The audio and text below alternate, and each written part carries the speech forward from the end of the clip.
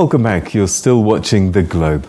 The United Nations Secretary General today begins a series of visits abroad in an effort to promote peace as Russia's war in Ukraine has reached its 2-month mark. Antonio Guterres will visit Ankara, Turkey on Monday, ahead of stops in Moscow tomorrow and the Ukraine on Thursday, on a trip viewed as an effort in high-stakes diplomacy.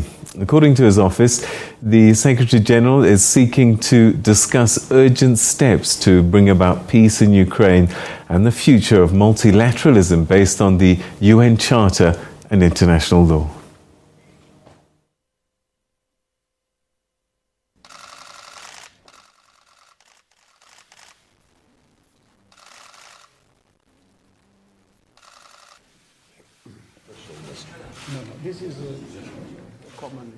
Well, for some analysis, we're now joined by Thembisa Fakude, who's the Senior Fellow at the Africa-Asia Dialogue.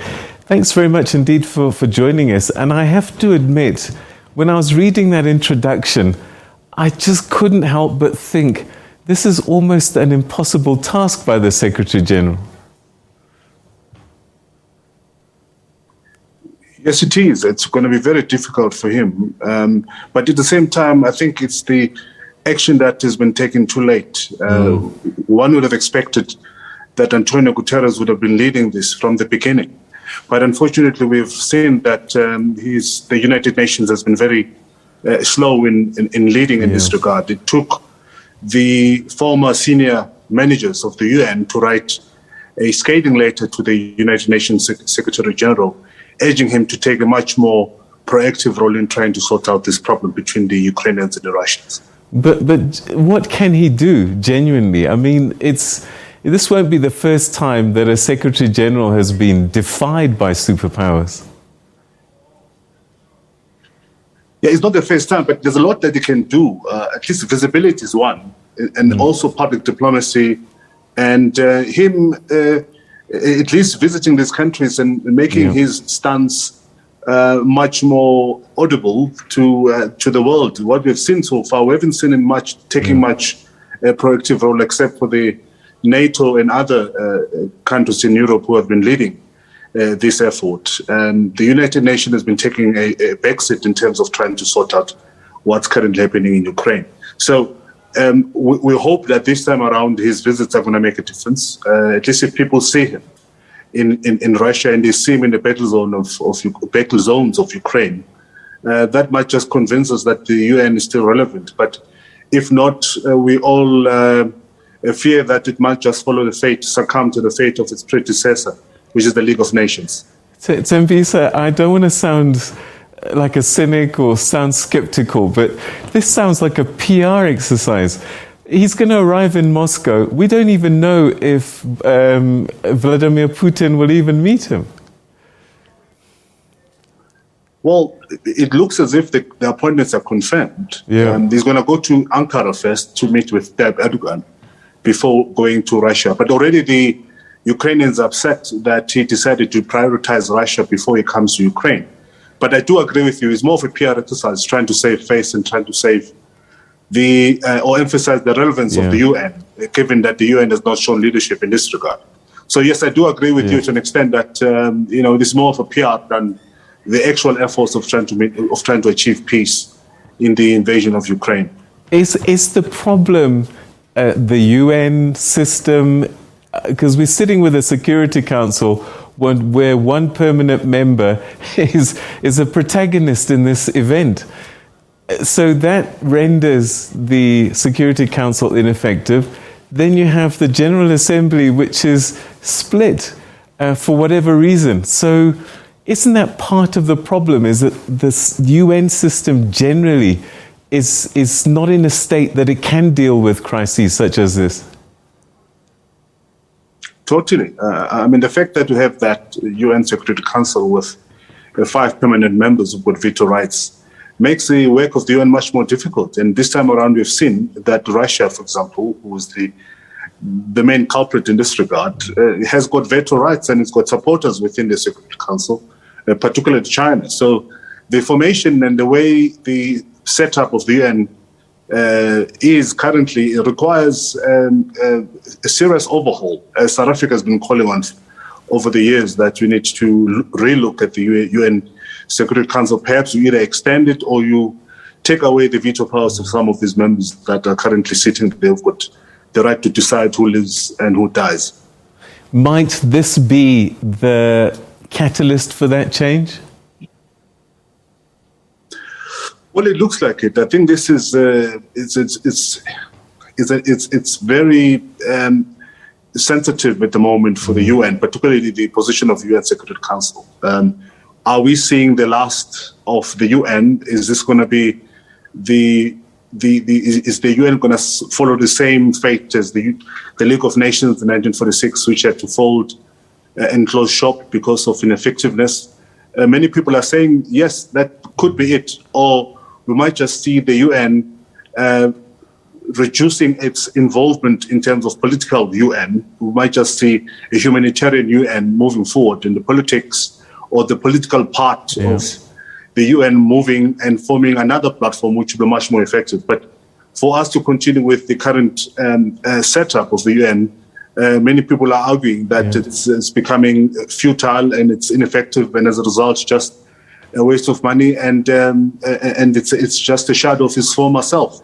So we might just see a new formation. But having said that, I think what we've also seen this time around is that the regional bodies, the multilateral regional bodies, particularly the UN, European Union, are much more stronger and strengthened by this crisis, because they've taken decisive positions in terms of how they deal with Russia, whereas the UN has been seen to be flip-flopping when it comes to making serious decisions or criticism against Putin. So you are likely to see the strengthening of these regional multilaterals and the UN taking a much more humanitarian role henceforth.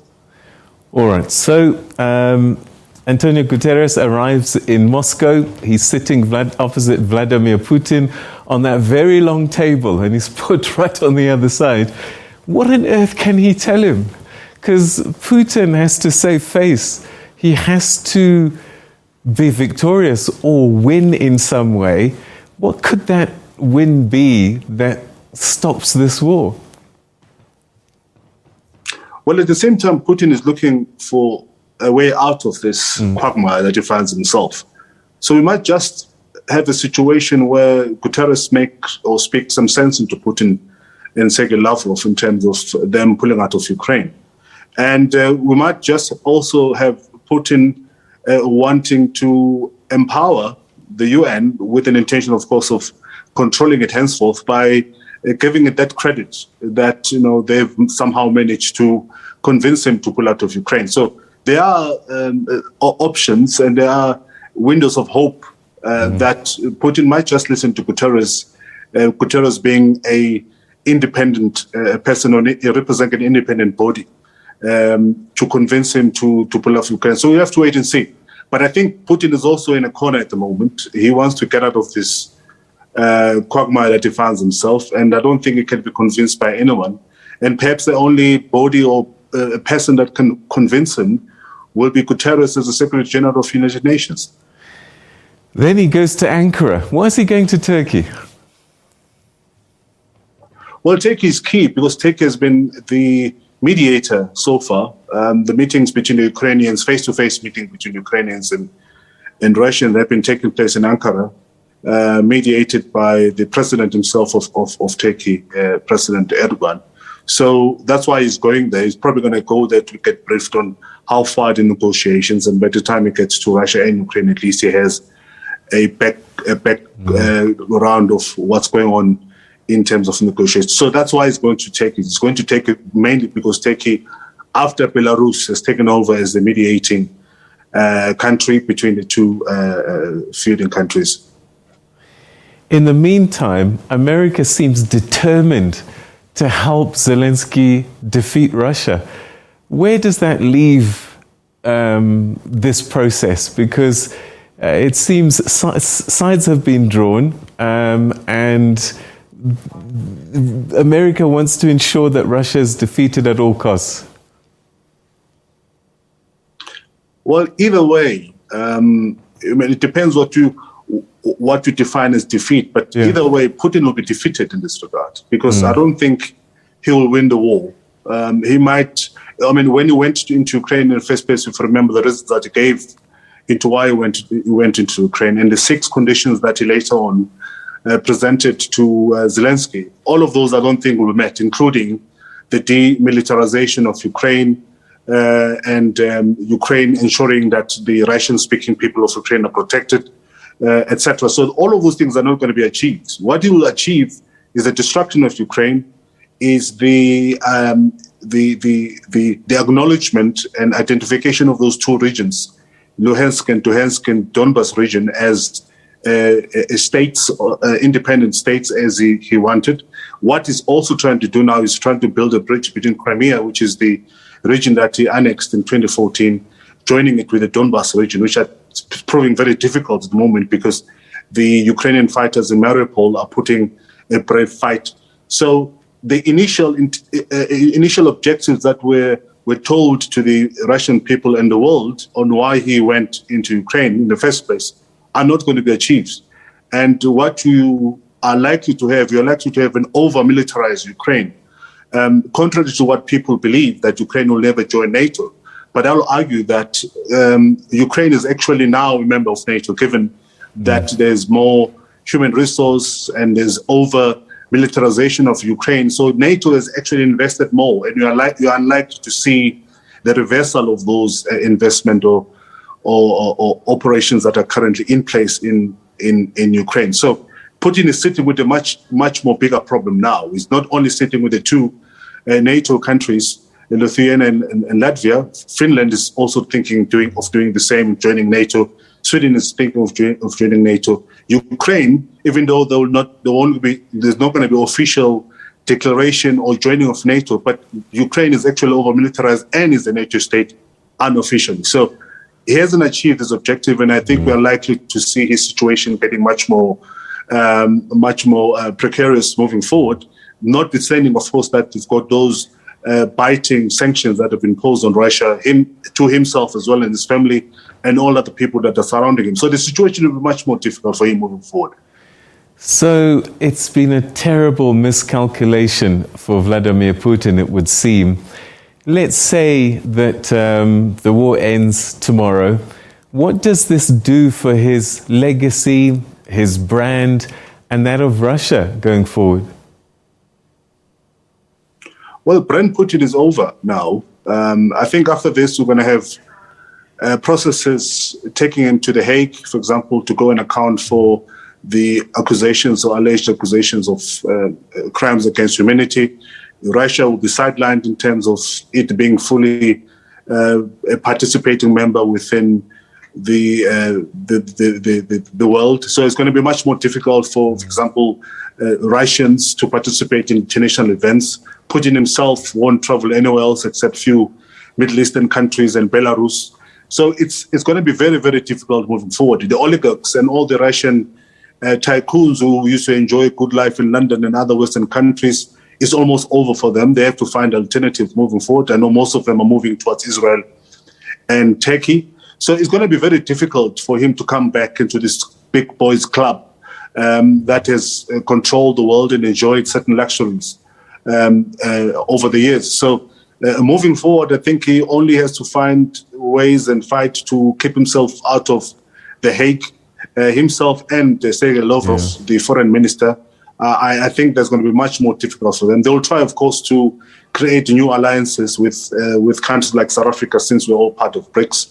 And they'll be looking at other despots in the Middle East, including China, in ensuring that they continue maintaining their relevance as world leaders. But after this, I think many of them will be very skeptical of embracing him as part of their alliance. All right. Thembisa Fakude, always good talking to you. Thanks so much indeed for joining us. Thank you. Thanks very much, Peter. Good night. All right. That's Thembisa Fakude, who's a senior fellow at the Africa-Asia Dialogue, speaking to us about Secretary General Guterres' visit to Russia, to Ukraine, as well as Ankara, and to try and build peace to try and end this war that's killed so many people so far.